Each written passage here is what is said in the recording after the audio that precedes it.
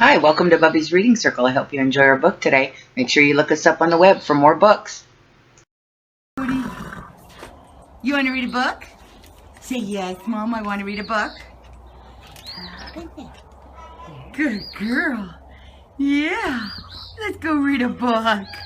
Okay. For all the grandbabies, and a special shout out to Bandera Library for the books today. Thank you very much, guys. The Perfect Pet by Margie Palantini and Bruce Watley.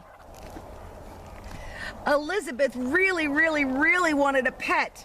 Her parents really did not. They gave her a plant instead. Mind you, it was a very good-looking plant, as a cactus plants go, and it had quite a prickly sense of humor. Elizabeth named it Carolyn, which seemed to suit it just fine. It was absolutely no trouble, and it was a very good listener.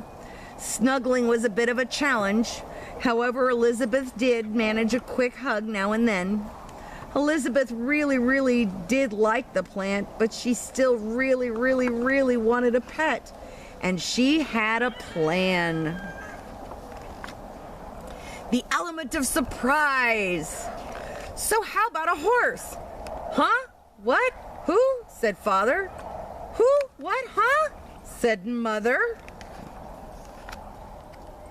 I could ride it, give it carrots, lumps of sugar.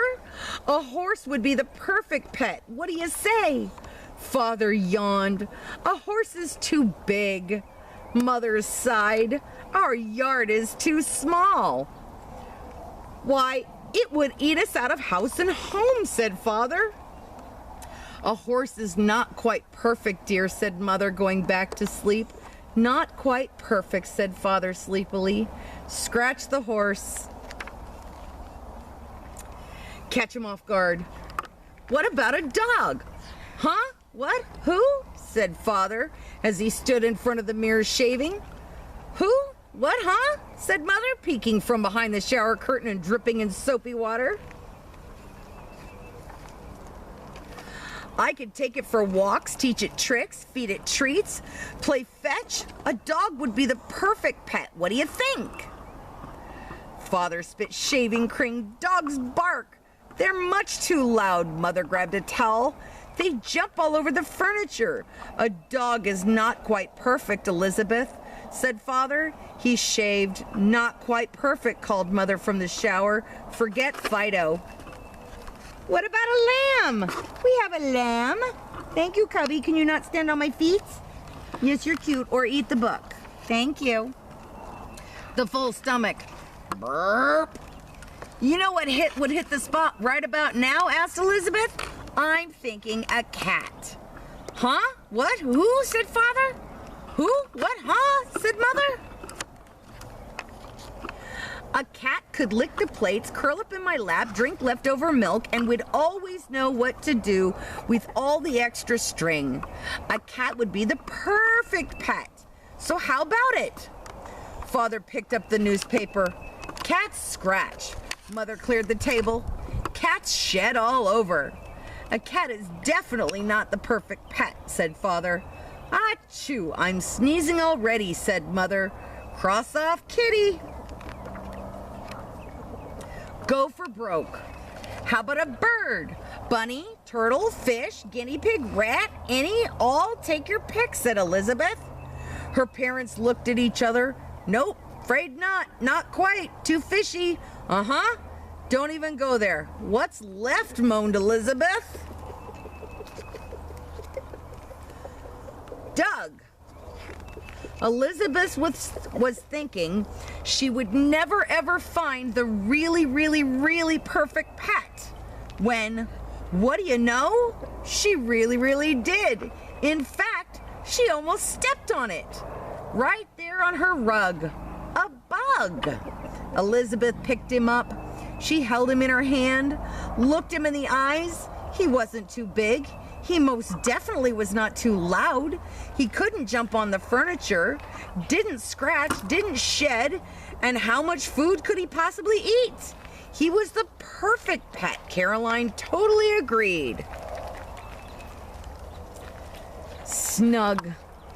Doug moved right into the lovely house in the corner of Elizabeth's room. He had everything a bug could possibly want and more, including his very own cactus plant.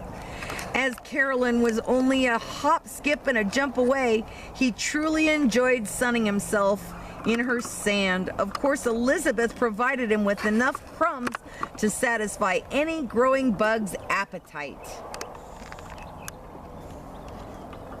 As expected, their relationship was a tad different than usual.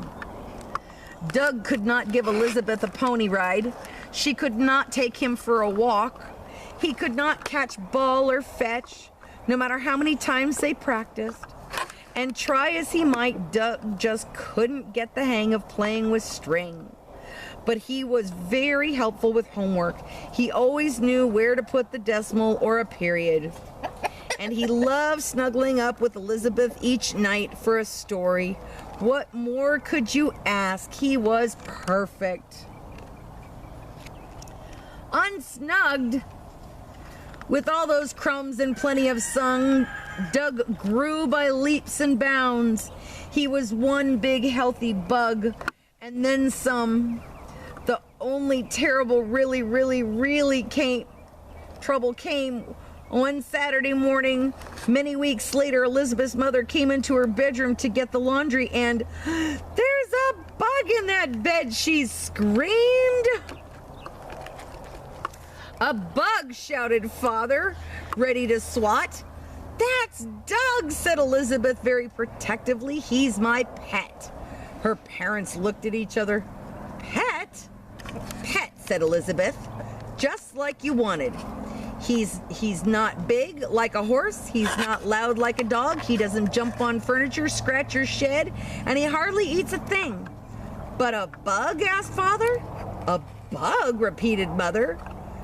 Doug, said Elizabeth, and he's perfect. One big happy family. Think we should have said yes to the dog, whispered Father to the mother. Mother shrugged. I don't know. We have more room on the couch with a bug. Elizabeth smiled and tossed Doug a piece of popcorn. The end. Come join us again tomorrow for another story from Bubby's Barnyard. Join us on the web for more books anytime.